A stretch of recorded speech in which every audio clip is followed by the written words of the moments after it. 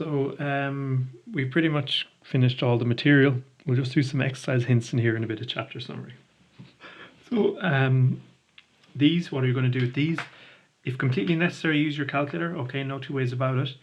But otherwise, you're dealing with, if you have, one thing you can do, if you have, say, log base b of a number equal to a power, you can rewrite it as an exponential equation, which you might be able to understand a little bit better by applying the inverse of log base b to both sides, which is b to the power, which would give you n is equal to b to the p. Okay, and that is in your definition here. Okay, so that's probably mostly what's going on there. Here you need to know, the question is, what is the inverse of 2 to the power? It's the question here. I'll let you go at this yourself. There's answers here as well. Remember your onion. The question here is, there's actually two answers here. It's plus or minus. So the question is, what is the inverse of log base 10? It's the inverse of 4 to the power. Here's a tricky one. Maybe get rid of that 3 to the power. What's the inverse of that? Similar story here. Get rid of that. Do 3 to the power both sides perhaps. Here you see that division by a number. You don't like that. So maybe get rid of, so the issue is you've got this function divided by log base 2 of y. Can you get rid of that? Here, work the onion. Work from the outside. Here, you're probably going to want to use properties of logs. So this is this. It's going to write props, these. There's other approaches though. I'm a little bit concerned about it. It mightn't be appropriate. So if you get into it mightn't be appropriate. This one, you're using properties of logs. This question, so solve this. What's the inverse of 3 to the power? Here, go back and look at page, you're looking at page 142. This one, what you're doing is you're kind of doing this big number here, 1048576, and you're dividing it by 2 is halving it. So the question is multiply it by half so many times to get to 1. That's what's going on there. How many times can you divide an array into? So this is a similar story. 256 times a half. How many times gives you 1? Okay. What do we got here? Consider passwords for an app made from the alphabet A to Z of size 26. How many passwords of length 5 can be found? So what we have to do is find the length of, so passwords is, it's a 5 tuple, so that's the Cartesian product of A with itself 5 times. Suppose the now app requires twice as many passwords. What should the minimum length restriction be? So I'll let you work away on that. That's page 143. Page 143. Page 143. And the answers are there.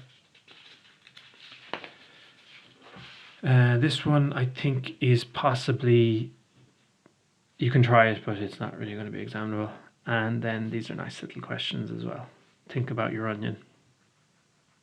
Okay, so now we're going to do our little chapter summary here. So this is about what I'm now calling BEMA. So you do the multiplication before the addition. So 4 by 5 is 20 plus 2 is 22. X is a number and it satisfies these properties on page 106. So you're talking about a number and it has all the properties on page 106. They're called the axioms. They're like laws of numbers. What is special about 1? You take any number, multiply by 1, you get the same thing. What is 1 over 0? It's undefined. You can Google that. We did it already. If you multiply by 0, because multiplying by 0 is not 1 to 1. Yeah. This I'm not so concerned about. 3 sheep plus 4 sheep is 7 sheep, just like 4x plus 3x is 7x. But using the laws, we can take out the common factor of x and get x times 4 plus 3, which is x times 7, which is 7 times x using commutativity. If you have two fractions, you want to add them together. We're not going to worry about that here. Factorizing, we're not going to worry about that here. This one we will look at. So you can, there's probably a few ways, but you can divide above and below by c, and a multiplied by c divided by c. The dividing by c undoes the multiplying by c. You're just left with a on top and similarly b on the bottom. This means equals. Don't abuse it. This means implies. So you can write something like 10 squared is equal to 100. They're equal numbers. And therefore, you can do square root of both sides. For example, 10 is equal to 10. Something like this. I haven't actually said the word cancel once in this. And I'd advise you to stop thinking like that. We've been using inverses.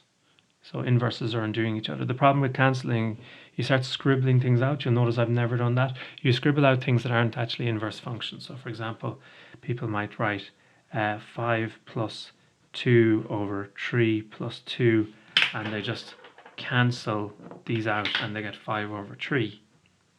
But the number that's not equal to that, because this is equal to 7 over 5. So that's why I never cancel. So you need a function and its inverse to do cancelling. We know what this is. We should know what this is. You got m of them multiplied together, n of them multiplied together. So altogether you got m plus n of them multiplied together. Or to 0, anything to the power of 0 is 1. You can probably argue even 0 to the power of 0 is 1, but that's a little bit tricky. 1 over y is divided by y. Remember, dividing is a negative power. Look at this. What does this mean? Well, root 7 is a number you multiply by itself to get 7. AB means a by b. Which one is bigger? This is a great question. So this is multiplying small numbers. So this is small. And this is dividing negative powers, a small number. And when you divide by a small number, that's multiplying by a big number. Okay. Actually, it would be nice if I could explain this. So multiply by big is big, multiply by small is small.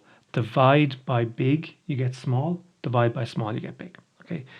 Logs and roots are difficult because they're defined as inverses. So for example, log base b is defined to be the inverse of b to the power. The pth root function is defined to be the inverse of to the power of p. That's what makes them difficult, and it's okay if you find these difficult. Okay.